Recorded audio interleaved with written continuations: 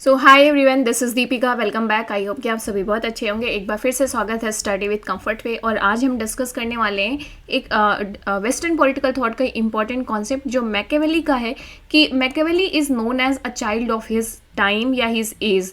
तो हम इसी जो ये फ्रेज़ है, इस स्टेटमेंट को डिटेल में जस्टिफाई करने की कोशिश करेंगे, समझने की कोशिश करेंगे और बहुत सारे स्कॉलर्स के हम पॉइंट ऑफ व्यू भी यहाँ पर लेंगे। ओके तो सबसे पहले मैं बेसिक इंट्रोडक्शन दूंगी, इसके बाद हम ये वो फैक्टर्स या वो सारे पॉइंट्स को डिस्कस करेंगे जिसकी वजह से मैकियावेली को चाइल्ड ऑफ हिज टाइम या चाइल्ड ऑफ हिज एज बोला जाता है। ओके तो ये स्टेटमेंट है आपका डनिंग का। आपको पता है कि जब भी मैं वेस्टर्न पॉलिटिकल थॉट या इंडियन पॉलिटिकल थॉट पढ़ाती हूँ तो मैं आपको यही सजेशन देती हूँ कि थिंकर को समझने के लिए ज़रूरी है कि उसका टाइम पीरियड आप समझें कि किस तरीके की सरकमस्टेंसेस में वो लिख रहे थे या किस तरीके के टाइम पीरियड में वो रह रहे थे। Right, so every thinker is a child of his time. But जो ये फ्रेज़ है मैकियावेली पर सबसे ज़्यादा सूट करता है। सो इसीलिए मैकियावेली को बोला जाता है he is a child of his as. और ये स्टेटमेंट दिया गया है डनिंग के द्वारा। डनिंग एक वेस्टर्न पॉलिटिकल थॉट को बहुत ही तरीके से इंटरप्रेट किया है और वो लिखते हैं कि in no system of political philosophy is the influence of environment more manifest than in that of Machiavelli. कि किसी भी सिस्टम ऑफ पॉलिटिकल फिलोसफी में उतना इन्फ्लुएंस नहीं पड़ा है इन्वायरमेंट का या सराउंडिंग्स का जितना कि मैकियावेली के पॉलिटिकल सिस्टम या पॉलिटिकल फिलोसफी पर पड़ा है। The brilliant Florentine was the fullest sense the child of his age. So in the fullest sense में जो मैकियावेली है वो अपने टाइम का चाइल्ड था। मतलब कि जो मैकियावेली की पॉलिटिकल फिलॉसफी है उसमें सबसे ज़्यादा प्रभाव देखने को या रिफ्लेक्ट होता है जो उस टाइम का इन्वायरमेंट था, इटली की या फ्लोरेंस का जो भी सिस्टम था उस टाइम पे। Okay so Machiavelli was the first thinker who freed political science और theory from the clutches of the religion and morality. तो आप देखेंगे कि हम मैकियावेली को इंडियन मॉडर्न पॉलिटिकल थॉट का फादर भी मानते हैं। उसमें सबसे बड़ा पॉइंट आता है जो सेकुलरिज्म का कंसेप्ट है, जहाँ पर मैकियावेली ने पॉलिटिकल साइंस को रिलीजन से अलग किया था। ओके तो he was the first thinker जिसने पॉलिटिकल साइंस या पॉलिटिकल थ्योरी को रिलीजन या मोरालिटी की जकड़ से या पकड़ से बाहर किया था या फ्री किया था। और मेन कंसर्न क्या था मैकियावेली का, was the power and the practical और political interest of the state. कि भाई पावर अपने आप में एंड है, राइट, पावर को अचीव करना है और पावर इसलिए अचीव करना है ताकि जो स्टेट के पॉलिटिकल इंटरेस्ट हैं आप उन्हें सेफ गार्ड कर सकें, अचीव कर सकें। जैसे प्रेजेंट टाइम पे इंटरनेशनल अफेयर में क्या होता है, जो नेशनल इंटरेस्ट हैं कंट्रीज़ के उनको अचीव करने के लिए, प्रोटेक्ट करने के लिए कंट्रीज़ क्या करती हैं, पावरफुल बनने की कोशिश करती हैं। भाई यूएसए अपनी हेजेमनी के लिए क्यों इतना ज़्यादा कंसर्न है? यूएसए की हेजेमनी रहेगी, पावरफुल रहेगा तो जो चाहेगा वो कर सकता है, अपने नेशनल इंटरेस्ट को प्रोटेक्ट कर सकता है। तो इसी तरीके से मैकियावेली कहते हैं कि जो पावर है वो सबसे ज़्यादा पावरफुल, इटली को पावरफुल नेशन बनाना है ताकि जो इटली के पॉलिटिकल इंटरेस्ट है उसको हम प्रोटेक्ट कर सकें। ओके तो ये एक बेसिक अंडरस्टैंडिंग हो गई यहाँ पर।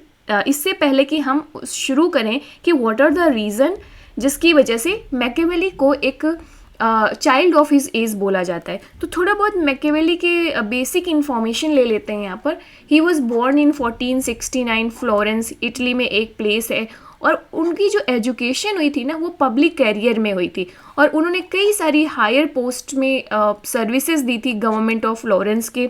कई सारे डिप्लोमेटिक मिशन में भी वो भेजे गए थे सेवरल फॉरेन कंट्रीज़ में।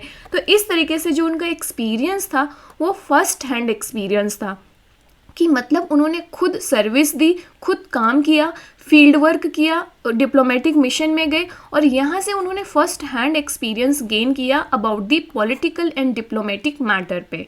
Right, this is diplomatic, sorry guys, इसको सही कर लेना। नेक्स्ट, इस तरीके की जो सिचुएशंस थी, तो जिस तरीके का पब्लिक कैरियर मैकियावेली ने शुरू किया था वो उतनी जल्दी उनका कैरियर गिर भी जाता है। क्यों? क्योंकि फ्लोरेंस जो जिस सिटी में जिस गवर्नमेंट ऑफ के लिए वो काम कर रहे थे वहाँ पर बहुत सारे डिस्टर्बेंस चलता है, राइट। और इसकी वजह से उनका जो पब्लिक कैरियर है यहाँ पर उसका डाउनफॉल होना शुरू होता है और 1 साल के लिए उनको इम्प्रिजनमेंट के लिए भेजा जाता है। इस तरीके से वो कई सारी सरकमस्टेंसेस जो हुई, जिस तरीके से हायर पोस्ट पे उन्होंने सर्व किया, राइट, बहुत सारे डिप्लोमेटिक मिशन को एग्जीक्यूट किया, फिर अपने पब्लिक कैरियर का फॉल भी देखा due to various disruption in the administration of the Florence, उसकी वजह से वो इम्प्रिजनमेंट हुआ उनको। तो इस तरीके से उनकी लाइफ में काफ़ी ज़्यादा इम्पैक्ट पड़ा और उनके पॉलिटिकल फिलोसफी को शेप किया गया इन सब एक्टिविटीज़ के द्वारा।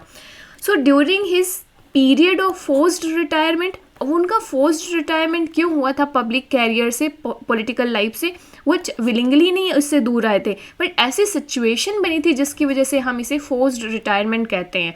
और इसके बाद इन्होंने after this period of forced retirement उन्होंने शुरू किया कुछ अपनी जो पॉलिटिकल आइडियाज़ थे उनको लिखना। तो इम्पॉर्टेंट वर्क है उनका Prince, and the second most important उनका वर्क है discourses on the first 10 books, right. तो ये इंपॉर्टेंट या प्रोमिनेंट बुक्स हैं, वर्क हैं मैकियावेली को, जिनसे हमें थॉट जानने को मिलते हैं। अब हम ये बेसिक बैकग्राउंड या बेसिक नॉलेज के बाद अब आते हैं कि why is Machiavelli called the child of his time, इसे समझने की कोशिश करते हैं। सो मैकियावेली जस्ट टाइम पीरियड में एग्जिस्ट कर रहे थे। बेसिकली वो टाइम पीरियड ऐसा था जहाँ पर मेडिवल एज ख़त्म होने को थी और मॉडर्न एज शुरू होने को थी। ओके, तो अब हम ये medieval age and modern age दोनों की थोड़ी थोड़ी कैरेक्टरिस्टिक समझने की कोशिश करते हैं। ओके, सो मेडिवल एज जो ख़त्म होने की थी, मेडिवल एज में बेसिकली क्या चीज़ डोमिनेंट करती थी? रिलीजन का डोमिनेंस बहुत ज़्यादा था। So man was mesmerised by the church, pope and above all by religion. So जो इंडिविजुअल था उसकी लाइफ में डोमिनेंस किसका था? रिलीजन का। और इस तरीके से इंडिविजुअल के पास कोई इंडिपेंडेंट थिंकिंग पावर नहीं थी। हर कुछ जो इंडिविजुअल्स को डायरेक्शंस मिलता था, गाइडेंस मिलता था, वो रिलीजन के द्वारा मिलता था, राइट। ये जो चर्च एंड पोप इसे रन कर रहे थे। सो एक तरीके से divine origin of the state, divine power of the king, ये इन सारी चीज़ों का बहुत ज़्यादा डोमिनेंस था। लेकिन जब मॉडर्न एज शुरू होती है आपकी with the advent of the renaissance, और रेनेसांस ने सिचुएशन को चेंज किया। यहाँ पर जो इंडिविजुअल्स था उसकी इंडिपेंडेंट थिंकिंग शुरू होती है। इंडिविजुअल्स ने अपना जो थिंकिंग है वो इंडिपेंडेंटली शुरू किया, रिलीजन से दूर जाकर सोचना शुरू किया, राइट। और अपना जो रीज़न है ना, जो तार्किक क्षमता है, उसको अप्लाई करना शुरू किया, रेशनैलिटी, गेटिंग इट। सो यहाँ पर मेन इंपॉर्टेंट क्या आ जाता है? यूज़ ऑफ रीज़न या रेशनैलिटी, जो मेडिवल एज में एब्सेंट था, राइट। सो मैकियावेली ने भी इस ट्रेंड को अडॉप्ट किया। भाई ये टाइम पीरियड ही ऐसा था कि जो मिडिल एज था वो एंड होने को था और रेनेसांस यहाँ पे पॉपुलर हो रहा था। रेनेसांस की सबसे ज़्यादा बड़ी जो कैरेक्टरिस्टिक थी applying of the reason, right, कि अपनी इंडिपेंडेंट थिंकिंग रखना, हर चीज़ को ब्लाइंडली फॉलो नहीं करना, राइट, हर चीज़ पे लॉजिक खोजना कि ये ऐसा क्यों है। सो मैकियावेली ने भी इस सिस्टम को अडॉप्ट किया और उन्होंने ट्रेडिशनल पाथ को ब्रेक किया। He analysed the social political conditions in the light of new thought, reason and perspective.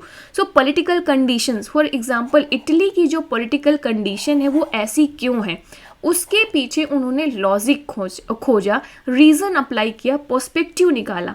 और पर्सपेक्टिव से इन्होंने इस तरीके से निकाला कि जो इटली की ये कंडीशन है ये रिलीजन की वजह से हुई है, रिलीजन का जो भी इंटरफेरेंस है पॉलिटिक्स में इसकी वजह से हुई है। So both journeyman and Machiavelli change their line of thinking and way of values. तो आई होप कि सिचुएशन क्या थी मैकियावेली के टाइम की आपको ये समझ में आई कि जो मिडिल एज थी वो ख़त्म होने की थी, तो स्वाभाविक सी बात है जो रिलीजन का रोल होगा वो भी धीरे धीरे क्या हो जाएगा, अंडरमाइन किया जाएगा। और एडवेंट ऑफ रेनेसांस था, मॉडर्न एज शुरू होने का था, तो धीरे धीरे जो साइंटिफिक टेम्परामेंट है, रेशनैलिटी है, यूज़ ऑफ रीज़न है, इसको बेसिकली पॉपुलरिटी मिलेगी और यही ट्रेंड पकड़ेंगे मैकियावेली भी।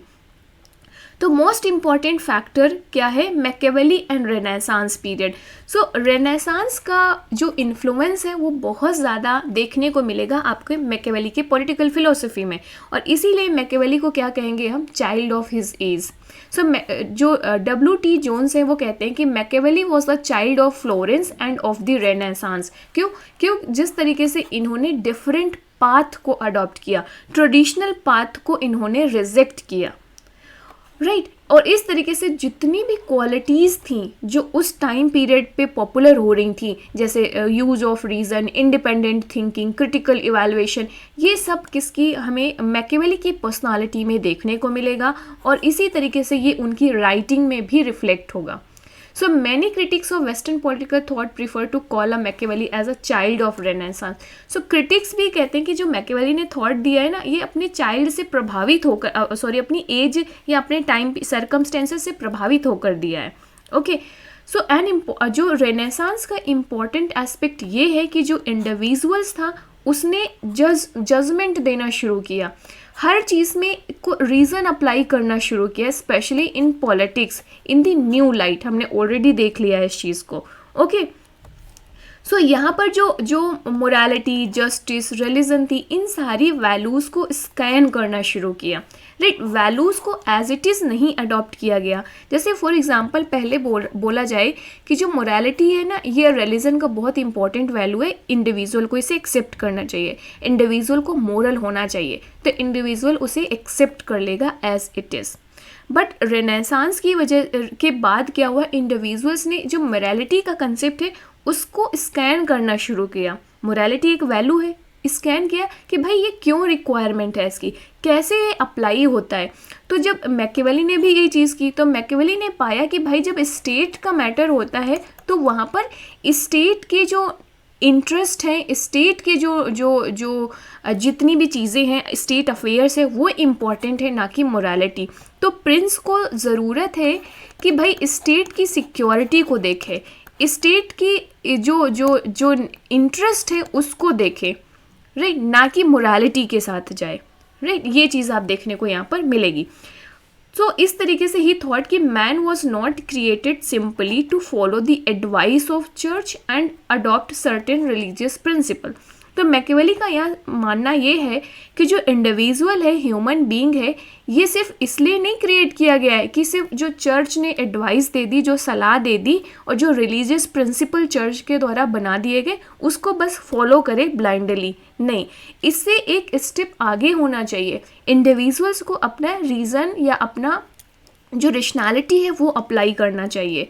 ओके, सो मैकियावेली कहते हैं कि जो रेनेसांस है उसने यूरोप में न्यू थॉट क्रिएट किए और एडवांसमेंट ऑफ द लर्निंग किया। जो लर्निंग है, जो सिखाने की जो प्रोसेस है, उसका एडवांसमेंट किया।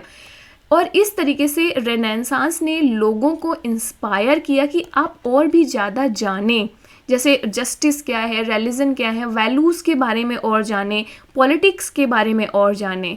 क्यों इस चीज़ को इंस्पायर कर रहे थे? क्योंकि अब मिडिवल एज में लोग बस चर्च के इंस्ट्रक्शंस को फॉलो कर रहे थे, उसे जानने या सीखने की कोशिश नहीं कर रहे थे, और यही कारण था कि रिलीजन डोमिनेंस कर रहा था।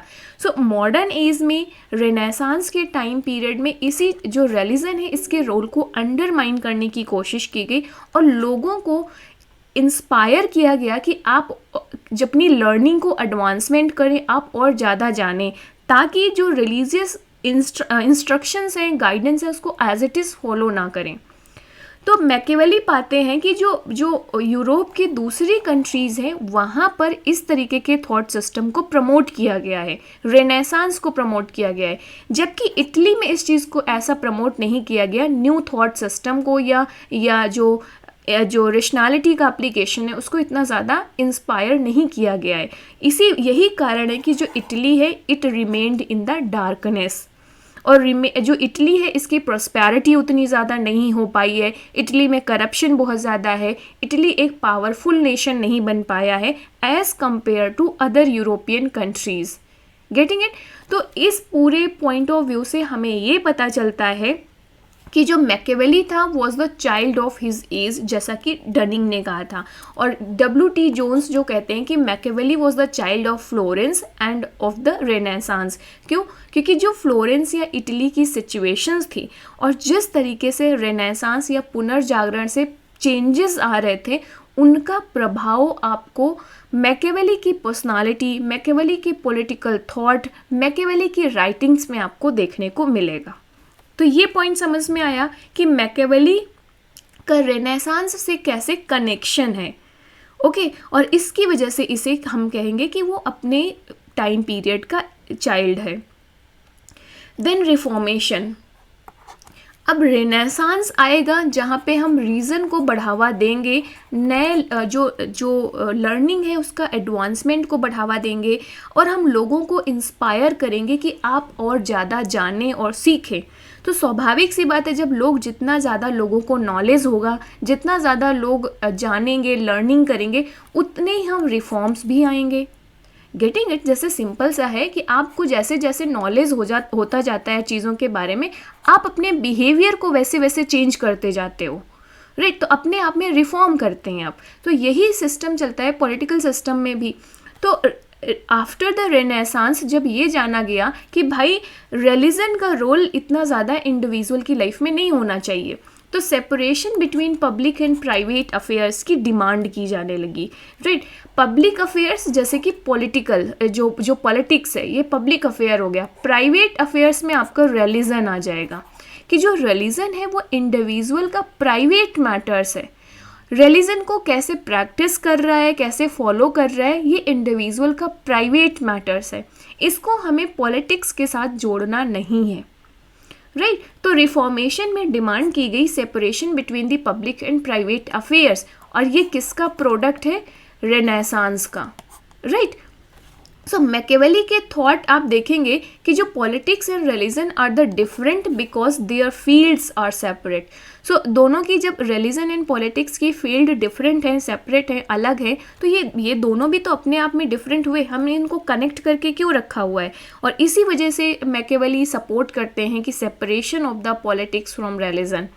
और जो मैकियावेली हैं उनको इस चीज़ पे विश्वास था, बहुत ही ज़्यादा विश्वास करते थे कि जो पॉलिटिक्स में करप्शन एग्जिस्ट करता है, इसके लिए सिंपली कौन रिस्पॉन्सिबल है? रिलीजन रिस्पॉन्सिबल है।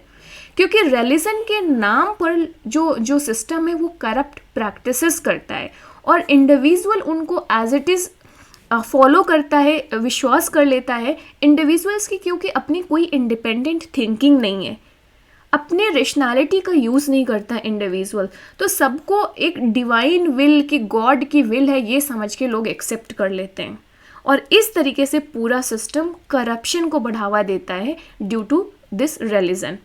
तो यहाँ पर रिफॉर्म की बात की गई। तो अब जब इस रिफॉर्मेशन की डिमांड किया जाएगा, इस तरीके के जो थॉट है मैकियावेली के, तो ये रिफ्लेक्ट करते हैं कि भाई जो आसपास की सर्कमस्टेंसेस चल रही थी, इटली की जो सिचुएशन थी उस टाइम पे, जिस टाइम पे मैकियावेली अपने पॉलिटिकल थॉट दे रहे थे, उसका बहुत ज़्यादा इम्पैक्ट था मैकियावेली पर, राइट? तो ये एक पॉइंट आप लिख देंगे। Then rise of the nation state, right? तो इसके बाद हम देखेंगे कि जब इटली की ऐसी सिचुएशन थी, दूसरे यूरोपियन कंट्रीज़ पावरफुल नेशंस हो रहे थे, वहाँ पर साइंटिफिक लर्निंग को बढ़ावा दिया जा रहा था, इंडिपेंडेंट थिंकिंग को बढ़ावा दिया जा रहा था। तो जो मैकियावेली था वो भी इंस्पायर था इस चीज़ से। भाई मैकियावेली की जो पब्लिक कैरियर था वो ख़त्म किस आधार पर हुआ था? क्योंकि इटली या फ्लोरेंस की जो सिचुएशन थी वो वर्स्ट कंडीशन पर पहुंच गई थी, जिसकी वजह से मैकियावेली का पब्लिक कैरियर ख़त्म हुआ।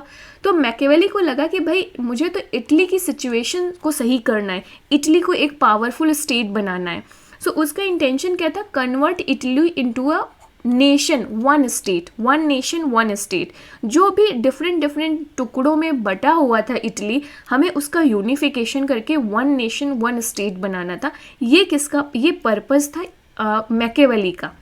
सो इसकी वजह से अब ये पर्पस क्यों था? क्योंकि उस टाइम की इटली की कंडीशन बहुत ही वर्स्ट कंडीशन थी। तो इसके आधार पर भी डनिंग ने कहा है कि जो मैकियावेली है उसका मेन पर्पस था उस टाइम की कंडीशन को ठीक करना, और उसी से इन्फ्लुएंस होकर मैकियावेली ने अपने पॉलिटिकल फिलॉसफी डेवलप की है। ओके, सो मैकियावेली बेसिकली ने कोशिश क्यों चाहिए था उसे one nation one state unification? क्योंकि मैकियावेली को पता था कि जो फॉरेनर्स का अटैक है या फॉरेनर्स का जो रिस्पॉन्सिबल है, जो इटली की प्रेजेंट कंडीशन थी, जो वर्स्ट कंडीशन थी, इसके लिए फॉरेनर्स अटैक बहुत ही ग्रेटर रोल प्ले कर रहे थे। और इसकी वजह से जो मैकियावेली है वो कहेगा कि भाई इस स्टेट को अपनी जो इटली है इसको एक मिलिट्री स्टेट बनाया जाए। प्रिंस को एडवाइस देगा कि भाई अपनी स्ट्रॉन्ग आर्मी बनाना चाहिए प्रिंस को, और स्टेट को सेल्फ सफिशिएंट बनाना चाहिए, हमें किसी और पर डिपेंडेंट नहीं होना चाहिए, राइट। और इसी तरह जब स्ट्रॉन्ग मिलिट्री होगा तो जो फॉरेनर्स का जो अटैक है हम उसे रोक सकते हैं, हम जो इटली के बॉर्डर्स हैं उसको प्रोटेक्ट कर सकते हैं, इटली की गवर्नमेंट में, इंटरनल गवर्नमेंट में हम स्टेबिलिटी ला सकते हैं स्ट्रॉन्ग मिलिट्री प्रेजेंस से। और इस तरीके से हम जो इटली है इसको वन नेशन वन स्टेट पे कन्वर्ट कर सकते हैं। सो G.W. Allen एक स्कॉलर हैं, वो कहते हैं कि जो he was really concerned only with the actual state of his day, मतलब जो मैकियावेली था वो कंसर्न था अपने उस टाइम पर जो एक्चुअल सिचुएशन थी इटली की उसके बारे में, और उसी का वो सॉल्यूशन देने की कोशिश करता है अपनी पॉलिटिकल फिलॉसफी में। और इसकी वजह से जो डनिंग ने जो स्टेटमेंट दी है कि जो मैकियावेली है वो अपने टाइम पीरियड, अपने एज का चाइल्ड है, तो वो रेलेवेंट लगती है, ओके। क्योंकि आप राइज ऑफ नेशन जो कंसेप्ट दिया है मैकियावेली ने, वो उस टाइम की जो सिचुएशन थी इटली को, उसी को लेकर डिस्क्राइब किया है ना, और उसी सिचुएशन को उसे ठीक करना था, उसी के आधार पर अपनी पॉलिटिकल फिलॉसफी देता है कि भाई इटली को एक मिलिट्री स्टेट बनाओ, स्ट्रॉन्ग मिलिट्री रखी जाए, प्रिंस के द्वारा स्टेट को सेल्फ सफिशिएंट बनाया जाए, गेटिंग इट। तो ये सारी चीज़ें। नेक्स्ट है despotism as a form of government. तो जो मैकियावेली है वो कहता है कि जो डिक्टेटरशिप या डेस्पोटिज्म गवर्नमेंट है ये सबसे ज़्यादा suitable form of the government होती है। उसने बहुत सारे अदर फॉर्म ऑफ गवर्नमेंट में भी थॉट दिया, जैसे कि democracy and republicanism, but Machiavelli कहता है कि डेमोक्रेसी एंड रिपब्लिकनिज्म इटली जैसे स्टेट के लिए सुइटेबल नहीं है। इटली के लिए सुइटेबल है एक dictatorship form of the government, despotism जिसको नाम देता है वो। अब ये क्यों है इसका सपोर्टर डेस्पोटिज्म को? क्योंकि अंडर द डेस्पोटिक रूल ही हम इटली को सेव कर सकते हैं, इटली की कंडीशन को बेटर कर सकते हैं। क्योंकि एक स्ट्रॉन्ग एंड पावरफुल रूलर हमें किस फॉर्म ऑफ गवर्नमेंट में मिलेगा? ये डिक्टेटरशिप फॉर्म ऑफ गवर्नमेंट जिसको वो डेस्पोटिज्म कह रहा है। और क्योंकि स्ट्रॉन्ग एंड पावरफुल रूलर हमें डेमोक्रेसी के अंदर नहीं मिलेगा, ना ही हमें रिपब्लिकन फॉर्म ऑफ गवर्नमेंट में मिलेगा। और इटली को ज़रूरत है एक स्ट्रॉन्ग एंड पावरफुल रूलर की, और इसकी वजह से हम क्या प्रिफर करेंगे? डिक्टेटरशिप या despotism form of the government. Democracy Italy को सेव नहीं कर सकता, सिर्फ डेस्पोटिज्म या dictatorship form of government he Italy की कंडीशन को सेव कर सकती है, इटली को एक पावरफुल नेशन स्टेट बना सकती है।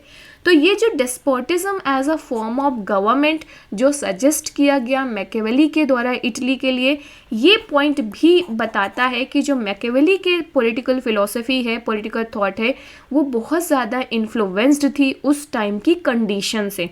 तो यहाँ इस पॉइंट को भी हम इस पॉइंट की हेल्प से हम जस्टिफाई कर सकते हैं डनिंग के इस स्टेटमेंट को कि जो मैकियावेली था वो अपने टाइम पीरियड का चाइल्ड था। Getting it? तो ये भी देख लेना। रीज़न ऑफ द स्टेट, इस पॉइंट ऑफ व्यू से भी हम एक्सप्लेन करेंगे कि भाई जो मैकियावेली है वो अपने टाइम पीरियड का चाइल्ड था। देखो, मैकियावेली का सबसे ज़्यादा रिवॉल्यूशनरी आइडिया क्या था कि पॉलिटिक्स को आप सेपरेट करो रिलीजन से। और एक स्कॉलर का पहले पॉइंट ऑफ व्यू ले लेते हैं। एबेंस्टीन एक स्कॉलर है, वो कहते हैं कि मैकियावेली के पहले जितनी भी पॉलिटिकल राइटिंग्स रही हैं, फ्रॉम प्लेटो से लेकर एरिस्टोटल तक एंड मेडिवल एज तक, जितनी भी पॉलिटिकल राइटिंग्स रही हैं, राइट, उनमें एक ही सेंट्रल क्वेश्चन था कि एंड ऑफ द स्टेट, मतलब स्टेट का एंड क्या है, स्टेट का पर्पस क्या है। तो पर्पस क्या होता था? एक फुलफिलिंग लाइफ, एक गुड लाइफ, वर्चुअस लाइफ। जैसे एरिस्टोटल क्या कहते थे कि स्टेट का क्या पर्पस है, एंड क्या है? वर्चुअस लाइफ को अचीव करना। प्लेटो क्या कहते थे? जस्टिस सिस्टम को अचीव करना। आइडियल स्टेट किस लिए ला रहे थे? ताकि लोग एक हैप्पी लाइफ जी सके। तो एबेंस्टीन कहते हैं कि मैकियावेली के पहले तक जितने भी पॉलिटिकल फिलोसोफर रहे हैं, उनका पर्पस या जो स्टेट का कंसेप्ट उन्होंने दिया है, उसका एंड क्या होता था? एक हैप्पी लाइफ जीना। सो जितने भी फिलोसोफर थे वो किस सेंट्रल क्वेश्चन पे फोकस करते थे कि जो स्टेट है उसका एंड क्या है। अब पॉलिटिकल पावर को वो सिर्फ एक माध्यम मानते थे इस एंड को अचीव करने के लिए, राइट। अब जो मैकियावेली है इसका उल्टा करेगा। मैकियावेली कहते हैं कि जो पॉलिटिकल पावर है ना, ये भी अपने आप में एंड है। एंड मतलब पर्पज़ है कि जो जो रूलर्स होता है उसका एक ये भी पर्पज़ है कि वो पॉलिटिकल पावर को सिक्योर करे, अचीव करे। क्यों? क्योंकि मैकियावेली कहता है कि पॉलिटिकल पावर जब होगी तभी तो आप स्टेट के पर्पस को अचीव कर सकते हैं। Without power the state is almost nothing, according to Machiavelli, कि पावर के बिना स्टेट कुछ भी नहीं है। अगर अब studying history he formed the conclusion that only power can save Italy. अब मैकियावेली का मेन पर्पस क्या था? इटली की कंडीशन को ठीक करना, इटली को मतलब बचाना, इटली को ख़त्म होने से बचाना, इटली की सुपरमेसी को मेंटेन करना, राइट, ग्लोरियस पास्ट को मेंटेन करना। तो इटली, अब इसके लिए मैकियावेली कहते हैं कि भाई पावर ही सब कुछ है, पावर है तभी स्टेट है, अगर पावर नहीं होगा तो स्टेट नहीं होगा।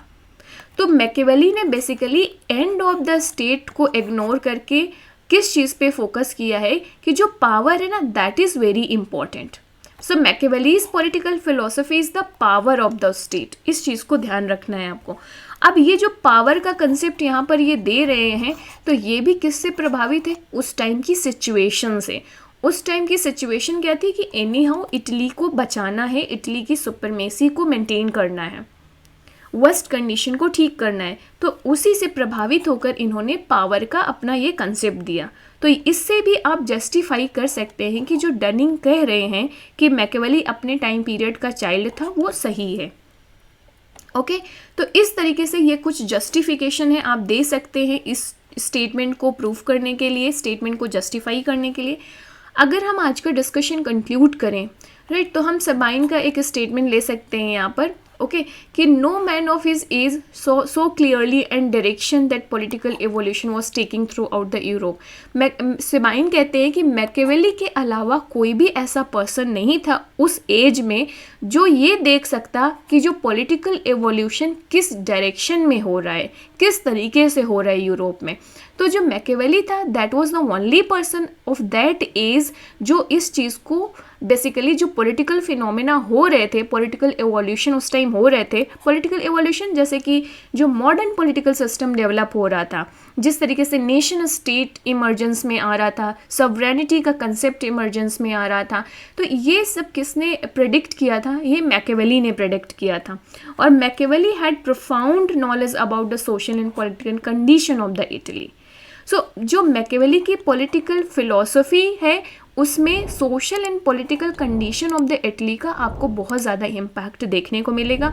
और इसी वजह से जो डनिंग की स्टेटमेंट है यहाँ पर कि जो मैकियावेली की पॉलिटिकल फिलॉसफी में सबसे ज़्यादा प्रभाव देखने को मिलता है उसके इन्वायरमेंट का, और इसी की वजह से उसे कहा जाता है चाइल्ड ऑफ हिज टाइम या his age. So I hope कि इस क्वेश्चन को आप अब एड्रेस कर सकते हो और बहुत सारे स्कॉलर्स के नाम भी मेंशन कर सकते हैं। सो कमेंट में बिलो कि आज का डिस्कशन कैसे लगा, और वीडियो को लाइक ज़रूर करना गाइस। आप पहली बार मेरे चैनल में आए हैं तो please do subscribe my channel and share with your friends. आप मुझे इंस्टाग्राम पर भी फॉलो कर सकते हैं, वहाँ पर आप DM कर सकते हो मुझे अगर आपको कोई एकेडमिक हेल्प चाहिए या आपको कोई क्वेरी है तो। And yes, see you in the next video. Bye bye, take care, keep learning, keep exploring.